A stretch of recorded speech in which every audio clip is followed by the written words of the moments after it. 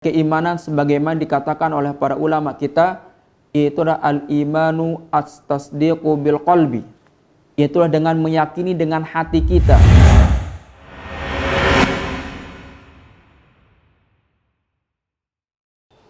Ketika Allah mengatakan aminu, berimanlah kalian, kama amanan nasu, seperti halnya berimannya orang-orang yang beriman.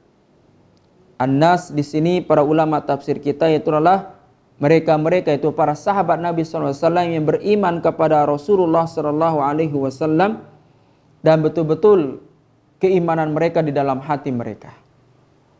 Artinya Allah perintahkan mereka, hendaklah kalian beriman seperti imannya Muhammad dan para sahabat-sahabatnya.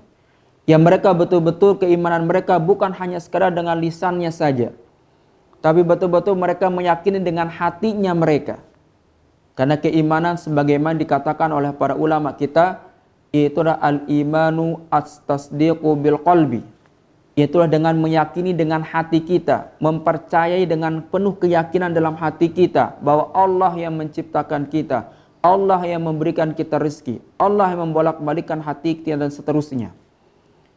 Begitu juga wa talafu bil lisan, dan juga kita lisankan, kita ucapkan dengan sebagai bentuk keyakinan yang berada di dalam hati kita.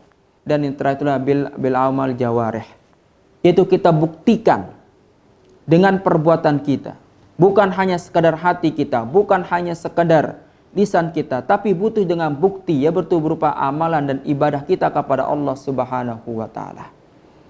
Makanya kita lihat para sahabat Nabi SAW, ketika mereka beriman kepada Allah, beriman kepada Rasulullah, bukan hanya sekadar dalam hatinya mereka saja, bukan hanya sekedar melalui lisan saja, tapi mereka buktikan dengan bentuk nyata dalam ibadah-ibadah yang mereka lakukan. Salatnya mereka, doanya mereka, infaknya mereka, sedekahnya mereka, dakwahnya mereka, bahkan jihadnya mereka, betul-betul karena Allah Subhanahu wa ta'ala, bukan karena sesuatu yang lain, bukan karena suatu pujian. Makanya Allah Subhanahu wa ta'ala mengajak orang munafikin untuk senantiasa beriman seperti imannya para sahabat Nabi SAW.